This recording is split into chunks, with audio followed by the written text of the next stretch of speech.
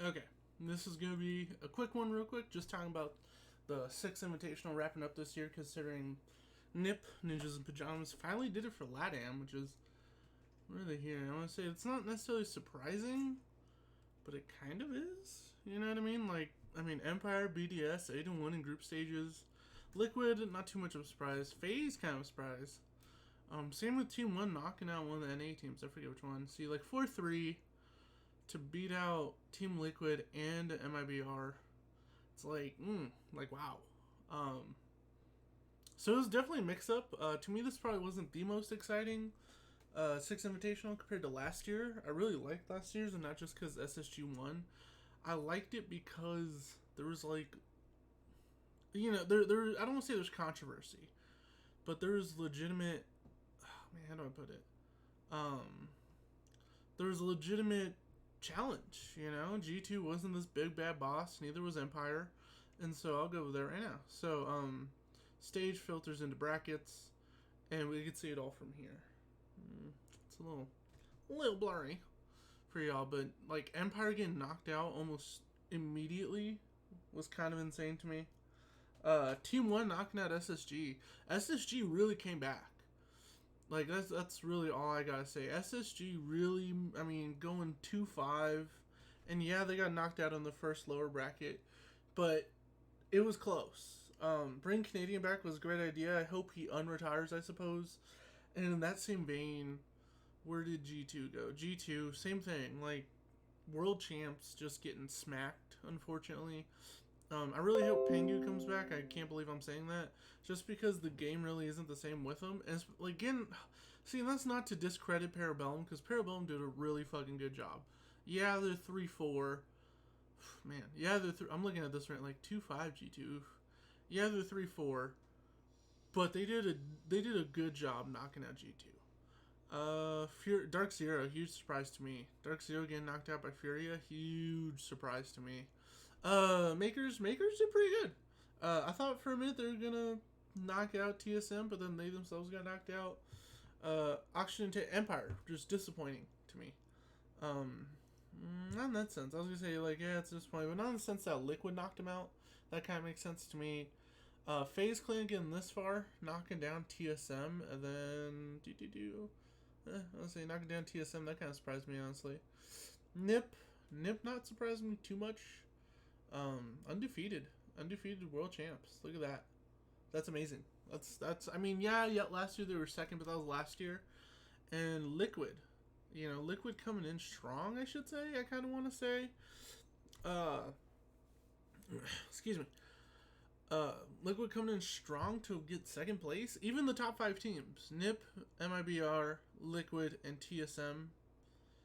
And then FaZe Clan, I suppose. Or Oxygen, but anyway.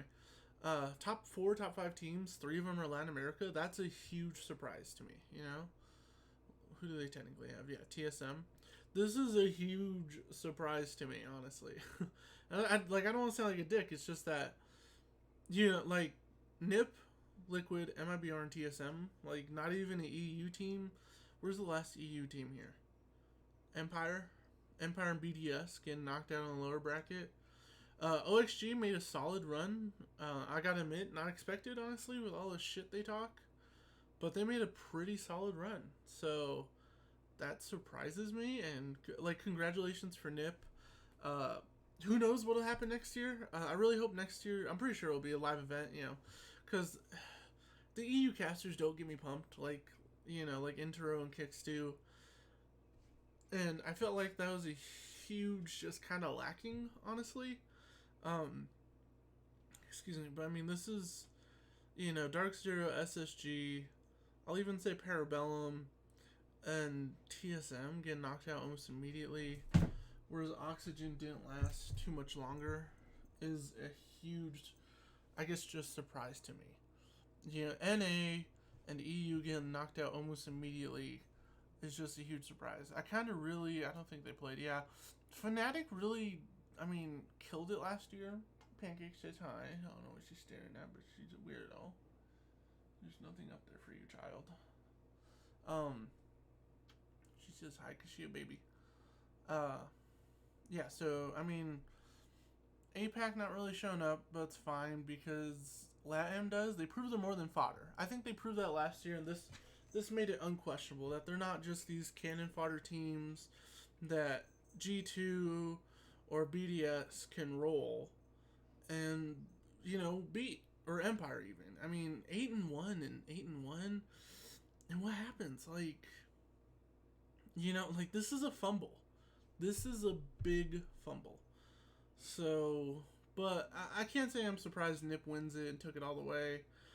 They were pretty close, given the one map advantage. And Liquid, I mean, yeah, the last game was really a roll. I won't call it a steamroll because it's not like Liquid just sit down and took it. But it was kind of close, honestly. I'm just surprised G2. Excuse me. I'm just surprised G2 didn't bring it. I'm surprised SSG didn't necessarily bring it, although not too surprised. BDS didn't seem like they bring it. Parabellum kind of brought it. I won't lie. I mean, knocking out G2 it's an accomplishment. Furia knocking out DZ, but losing to BDS, it's still an accomplishment. I would say right here, BDS and TSM. TSM proven strong, even against OXG. But I don't know. I feel like OXG's like OXG is a good team. They're good, but they're not great in the sense that TSM meshes really well. SSG meshes really well when they got Canadian. Fortunately, I really hope he unretires. G2, I don't know, losing Pangu especially. I want to say losing Fabian, but absolutely losing Pangu definitely did something in G2 that's not okay. Where's G2 at? 3-6, 2-5. That's just not okay in my opinion. So those are my basic thoughts. And the changes. So I complained. My first real video was complaining about Siege because just playing yesterday and just playing recently, it doesn't feel like an okay type of game. Something about it just doesn't feel as fun as it used to be. I really think Parabellum was a good time in Siege, was a healthy time in Siege comparatively. And then, I don't know, last year with Iana and Aruni, well, not last year with Iana, but just that period felt like it felt like gameplay wasn't a main concern for Ubisoft. As long as they were happy, as long as they were making money, they were okay. And that's not to say Ubisoft is completely greedy, although I don't necessarily like the season pass system. I like the season pass system. I don't like the battle pass system. It kind of feels scummy. I think it was free. I think it was completely free. That'd be another story. Because skins you can buy to support your favorite teams, no problem. But it's like, hey, you get these one-time extras, and it doesn't feel bad, but it doesn't feel good. And I guess I don't like a battle pass personally. At least the premium one. I think if there's a year-long one, and you go, oh, that's what the season pass is. But if there's a year-long one that I can purchase in advance, like the season pass, for the price of the season pass, so yeah, I'm paying $60 for another year, but I'm getting all those premiums along with it. I feel like I'd be more preferable to that compared to, hey, pay another $20. Hey, another year, or another season, pay another $20. Hey, another season, pay another $20. And you're like, fuck, I don't want to do this. But big but, because with all that said, moving into next year and what I've seen from this year, or I should say from the SI, I really like. So I don't remember all the changes, but I really don't think I have a complaint about any of them. So, just to wrap up this short video. I'm not good at shorts. Leave me alone. But anyway, so I like Thunderbird. I like her North Star device. I think it's really cool. The radius doesn't look OP. The healing factor doesn't look OP. And it's indiscriminate. It's not we were expecting this since, God, I hate calling him Fisher, because that's fucking stupid. I'm sorry, Zero. Zero's fucking stupid. His name's Fisher. We've been kind of expecting a leak since this, or a leak like this since Zero was theorized or announced. Excuse me. Where there was some type of defensive or attack of healing drone, as we'll call it. This one I kind of like. I like it has a good cooldown period of like 30 seconds. I feel like if it was 10 or 15 or even 20 seconds, that'd be way too influential on an attack. But I like this. I like that it's got a solid cooldown period. It doesn't do too much health. I really feel like 20 health would have been better, but 30 isn't bad, and 40 is absolutely too much. So it's nice to see an operator. It's refreshing to see an operator who's actually balanced from the get-go, you know? I really don't think operators should have attacker weapons, nor should attackers have, or operators. I don't think defenders should have attacker weapons, nor should defenders have, or defenders shouldn't have attacker weapons, and attackers shouldn't have defender weapons. That's just weird to me. And on top of weird, it kind of messes with what the core gameplay meta should be. Your attackers shouldn't be this rush unless they have a shield like Blitz or Ashe, you know, where Ashe isn't meant to be the most long-range operator. But your defenders shouldn't have this long-range defense weapon. The whole point is they have this medium to close-range weapon, whereas your attacker has this medium to long-range weapon, and that's the whole point. An attacker is supposed to be strategic and attack, you know. That last 30 seconds, that last 40 seconds is supposed to be prime time of we've prepared, we've droned, prepared intel to attack now, you know. However that's going to happen, whereas your defender is supposed to be able to wind down that clock using an SMG with a good amount of damage, a medium amount of damage, and a high rate of fire to either win a close range fight or discourage a medium range fight from your attacker. So weapons, I don't really agree with, but I do like the gadget. Attachments, I really like the attachments. It feels like it actually will fucking matter, because it feels like they don't. So I don't think she should have the spear. I would like her to see her have the MP7, or even the MP5K, MPSD maybe even. I feel like Mute's MP5K is super balanced and doesn't get enough credit. Obviously, biased as a Mute main. Shotgun's a good idea. I agree with these two, especially the Bearing 9. Favela, please, Yubi. Just put all... If you're going to continue to rework maps to better balance them, just put them in ranked. Unranked. Like, a casual rework is completely useless, basically. A casual rework is basically just useless, although I like what I'm seeing, especially Favela. I really like Favela. Barrel attachment changes, which I can agree with. I don't like. Don't get me wrong. I know what the barrel attachments, you know what I mean, are supposed to do. It didn't feel like they did what they're supposed to do this first time around, so I guess a rework where it's actually, hey, now it's gonna do what it says it does, feels good. I feel like a suppressor shouldn't affect, or it should affect, but it shouldn't disadvantage a attacker, or not attacker, a weapon too much. So, where's the extended barrel? I feel like see, and that's the thing, is you're going, okay, like, what's realistic, but what's gameplay healthy, you know? Extended barrel, you know what I mean, it should be putting you on target more often, especially with something like high rate of fire, like the SMG-11, so, operator reworks. Okay, so here are the big caveats that I like.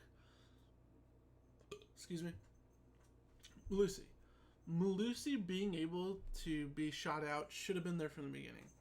Just absolutely no doubt from the beginning. She should have been able, you know, the Banshee should have been able to been destroyed. It's like, it's kind of insane that they weren't. Pancake is making her ek noises. That's what cat owners call them. I don't know why. She's like, meh, meh, meh, meh. But anyway, she craves murder right now. That's what it means when a cat does that. Oh, there's a fly flying around and she wants to fucking kill it. So I hope she doesn't break anything in that process. But anyway, So Malusi should have been breakable from the beginning, especially when it's open. It's super fucking OP that's not, and that's why she gets banned so much. Let me see what else. More time until each gives. I agree. I think the radius should be shrunk by, I don't want to say half, but I feel like by a third. It should be definitely shrunk down. What else? I really agree with what we'll call is the glass breaking. Yeah, you can move a deployable cam around. That's pretty good. It's got a little bit of an EMP effect. I think that's a little OP and shouldn't be in there in final game. But being able to melee it and disable, like, realistically disable, spotting and disable using it as a mostly effective tool is absolutely a great idea for the cam, for the evil eye, and for the mirror window. The mirror. Whatever the hell they're called. A black mirror. Like, I think that's good considering basically a mirror, like, mirror's bulletproof. You know what I mean? That should have been in there. I feel, I don't know if it's possible, but I feel like a sludge should be able to take it out. So, it's a sledgehammer. It'll fucking punch, you know what I mean? It'll punch out. If it could take out an evil eye, it should be able to pop out a fucking black mirror. So, but I think it's a healthy improvement, especially considering how often Mira and Evil Eyes are used. So, let's see what else. Cams, yeah, that EMP, I don't like the EMP. That's a big one. Rotating the camera, I think, is pretty healthy. Bullet holes, oh my god, finally, thank you. Bullet holes, like, super healthy. Because this is, like, even when it's, like, 4 or 5, even 6 or something, like, oh, shit, a wall full of bullet holes. I don't know if it's just me, but I can't fucking see what's on the other side.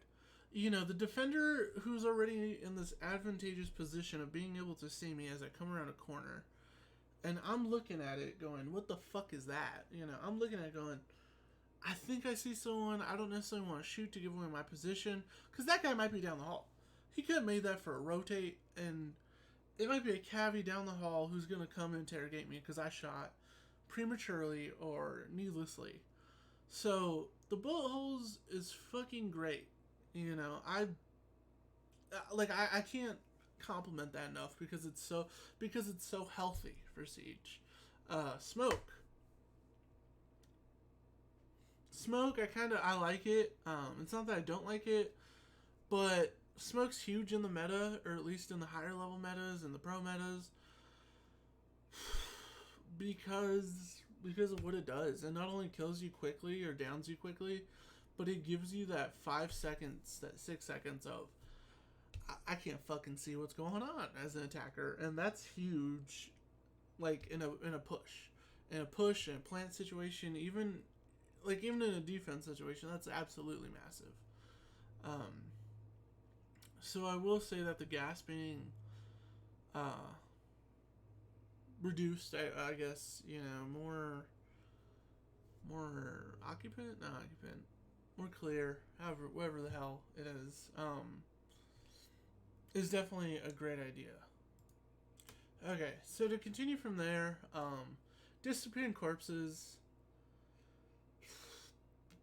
like, I kind of like it, mainly because as an attacker or defender, I wouldn't say always, but a lot of me would enjoy kind of like laying down. It was really satisfying.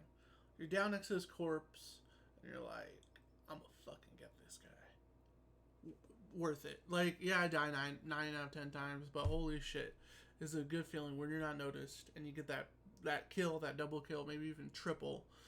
Although I can understand disappearing corpses. Because, I had a drone in there all the time. It's just fucking covered up. That's it. The armor ability, I kind of like how it's reworked. So the armor ability, my understanding of it is it basically just stacks HP. Once again, I kind of like that compared to a damage reduction modifier. But fucking Bandit, Jaeger, I want to say Mute, but more of like Smoke. Like these, like a roamer taking 3 armors in a row and basically just becoming this fucking,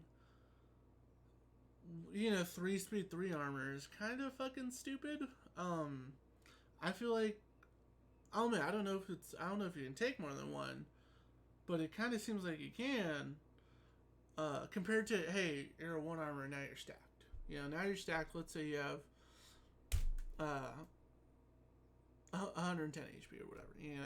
I feel like everybody should only be able to take 1, because a huge exploit of that would be, hey, now you're stacked. It's fucking annoying.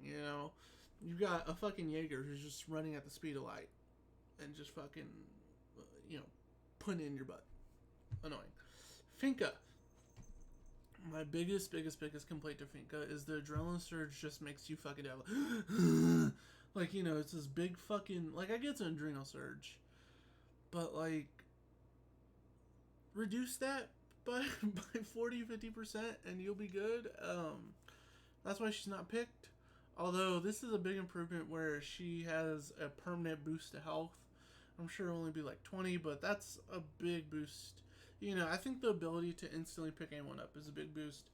But the boost to Adrenal Surge definitely is a big boost too. In terms of like a permanent health bonus. To me, it's just the sound with Finca. Like, I'd play Finca, but it's just the sound of like, I can't fucking hear shit when I'm Finca'd because, and I get that's to buff, or to nerf it, to not make it OP. It's just that it's too much of a nerf. Death replay system, I don't get it. I kind of get it, kind of don't.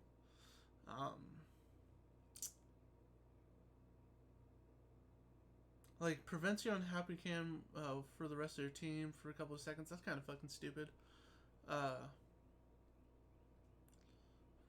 did, but skip all steps. Oh, okay. So I'm sorry. So you can immediately skip the steps. I mean, this feels a solid like. This death. Oh, I'm sorry. This death replay feels like a solid. 5 out of 10, give or take. Test server goes live fucking 2 days. Shit. Wow.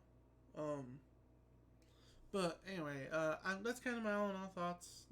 I hate that my short videos are so long, but I like to hit fire, so I'm really excited, honestly. Like, I'm really excited that year 6 looks a lot more promising than year 5, and looks a lot more promising than year 4 did. So I'm not going to take back what I said about Siege being dead, but I am going to say that it's like, it might be making a comeback. If you told me when I first bought Siege at, Velvet Shell at the end of year, or at the start of year 2, that like, hey, Siege is going to have a year 6, a year 7, maybe a year 8, I'd be like, the same game? The same game? So with that said, Quarantine needs to come out, or Rainbow Six fucking Siege 2 needs to come out, Like, I want to say, with Siege 2, add fucking vehicles. Just for the entrance. Add that fucking helicopter. Add the fucking helicopter, extract where you're rappelling down a rope, and make it so you can't get fucking shot.